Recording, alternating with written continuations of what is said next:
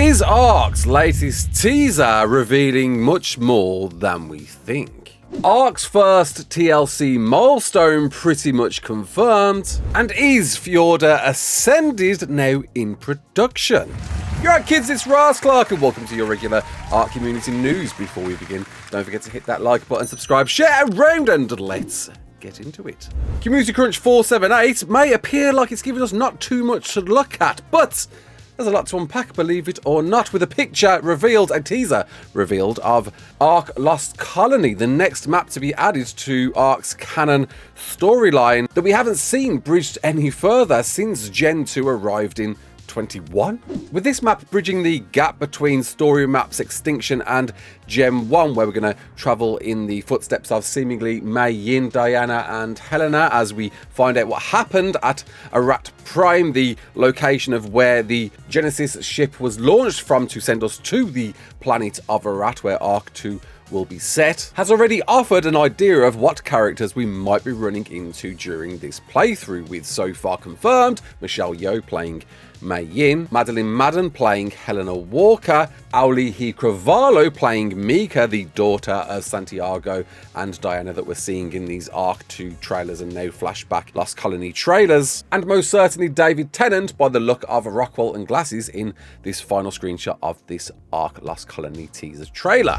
And it seems that Bob, voiced by Carl Urban, will be included in the roster too, which you've only got to watch ARK the animated TV series to put two and two together, looking very similar to the dude we've watched in the TV series, of which we're questioning when the hell we're going to get a part 2, and most notably sucking on a stogie, of which he's been known to do, if you read the notes. But of course we can see the dude wearing a brand new golden tech suit in this one frame of many we're going to see made by world-renowned animation studios Mappa. It's a wonder how exactly Bob fits within this backstory as we follow his footsteps, as well as Mei Yin's, to uncover the truths of the lost colonists, the remnants of some form of people that were possibly led to believe remained at Arat Prime. Or maybe these weird mutated zombie vampiric doom looking dudes are in fact Rockwell creations instead, seeming to look a bit like corrupted survivors that we encounter in Gen 2. But I'm adorning my tinfoil wearing green throw today, and I'm wondering, is this still of Bob alluding to much more? Because let's not forget, throughout the course of Scorched Earth, Aberration and Extinction, we've been following the tall tales of Bob up until this point, of course dropping with a bunch of new DLC items with that. But if you watch the ending of Extinction and the Bob's Tall Tales animation there was a big reveal that we'd be getting a new Bob's True Tales storyline to follow too, which of course will be dropping with some new DLC items with that. To remind you of the content roadmap we were getting at the start of the year, it was already confirmed we were getting Bob's True Tales Part 1 with the arrival of Gen Ascended Part 1 in April 2026 and Bob's True Tales Part 2 in August 2026. Yes, I wonder if those dates are still going to be met, with the now confirmed, though absent from this list, Lost Colony, that I'm guessing was meant to be the June map they originally planned for. And just to remind you again, Bob's Tall Tales came in 3 packs with 3 different maps. So, could it be possible we're going to see some form of Bob's True Tales being offered through this storyline on Lost Colony, and possibly a pre-order for Bob's True Tales content at the same time? I know, a bit iffy there, seeing that there's already a paid expansion for Lost Colony. But the theory goes, if you've offered 3 different installments for the previous pack, are you going to do the same for this one, kicking off with Lost Colony? Either way, it's pretty obvious we're going to be following at least some plotline towards Bob's True Tales. And let's be honest, who's not going to mind a bit more Carl Urban in your life?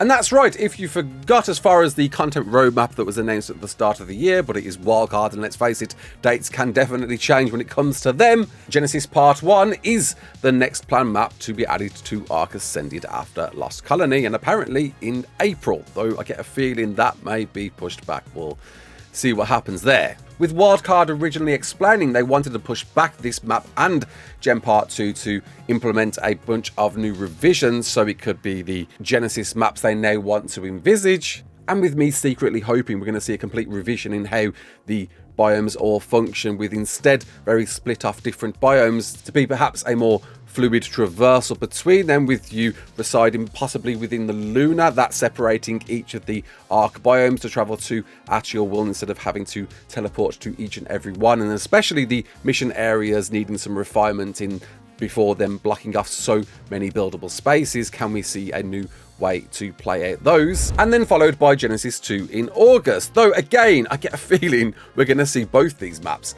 pushed back a little more. And well, what is going to fill the void? Because as you'll notice within this crunch, there's been absolutely no mention of Valguero apart from Wildcard mentioning they're focusing on bringing it to us. It's getting me a bit concerned we might see another delay on top. And not a single word from the map maker himself, Nakatas, with me thinking possibly his end is done and now it's simply in the testing phase from Wildcard to get it all cross-compatible ready.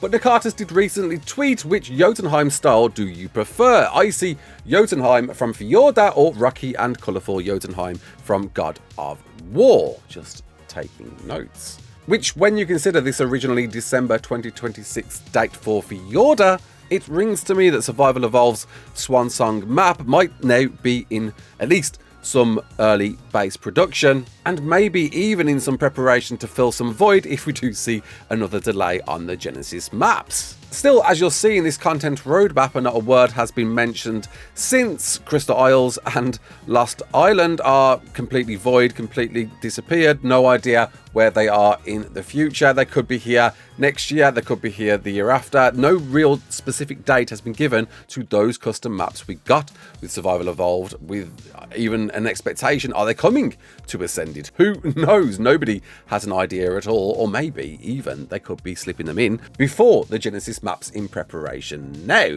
I don't know, with Lost Colony dropping at the end of the year, I feel like any story map like Gen 1 is going to be way away after that. I don't feel like 4 months is going to be enough time between that map dropping and the simulation map following after that. But either way, don't forget Wildcard are preparing a community creature submission for this map, with the latest community crunch explaining that submissions will now open on October the 10th, which is barely only a week away, for you to post all of your real world submission ideas within the forums of survivetheark.com, with the entry period ending at 1 PM Pacific on October the 24th and the winner announced on November the 7th. Still feel a bit iffy about the guidelines saying that you need to post a real world extinct or prehistoric creature, seeing that it is a pure fantasy based adventure, but I get there has to be a ballpark of certain creatures submitted, because God knows what we could get involved with if, I guess, any idea was applicable, right? But what creature designs are applicable are, of course, the TLCs. The Extra Life TLC visual and ability overhauls we're going to see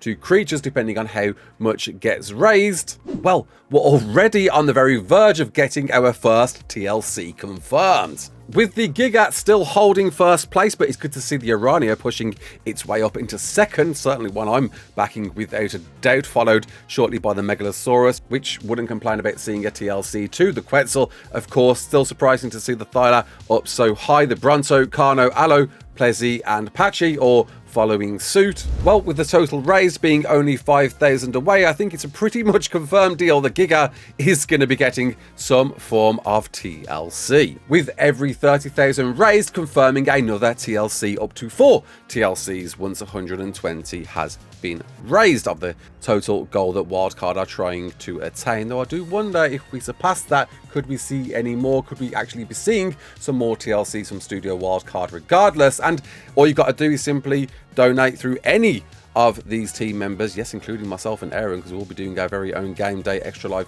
charity stream at the end of the month, and simply write a hashtag and your dino choice, and that will count as a vote to that dino. Keep them coming, and look forward to seeing possibly the Uranio next. And with the Giga pretty much confirmed, what are we going to see with its TLC? I really hope at least some influence is driven from the Paleo Evo Giga model that we've seen from Up From the Depths and his Paleo team, because that thing is just exquisite. It's a wonderful model, wonderful animations. It's a great creature to control. There is no way this thing can't influence the TLC just a little bit. In fact, most of the Paleo creatures would love to see them influencing any of the TLCs we get for any upcoming creatures. Unfortunately, we'll never see these Paleo models ever being added to ARK. Up From the Depths has been very clear about the reasons why, and we can understand and respect that. But man, just look at this shot of the Bronto TLC mod update from the Paleo team once again of what to expect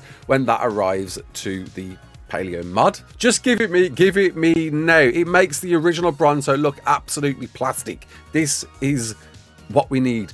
This in everything. Every dino needs such great in-depth dynamic fluid motions that we're seeing from this wonderfully created creature from Depths and his team. What have we got to do to get all these in? Come on, Depths, name your price. How much just to buy these outright? That's what needs to be done, right? But anyway, until then, Valguero, it's dropping in 3 days. Is it going to be? I don't know. I get a real feeling we're going to see another delay, maybe a day or two, as we usually do with these. If we got a week delay with this, maybe we're going to see a small day or two delay as we lead up to the day before or something like that. But I'm very excited to see what this one is all about. Made, of course, from the ground up from Nakatas, and applying a lot of stuff that he's learned since, with a brand new boss, brand new places to explore, a hopeful new bunch of adventures to wander into, and of course rock drakes. They're coming with this version of Valguero, so get stuck in.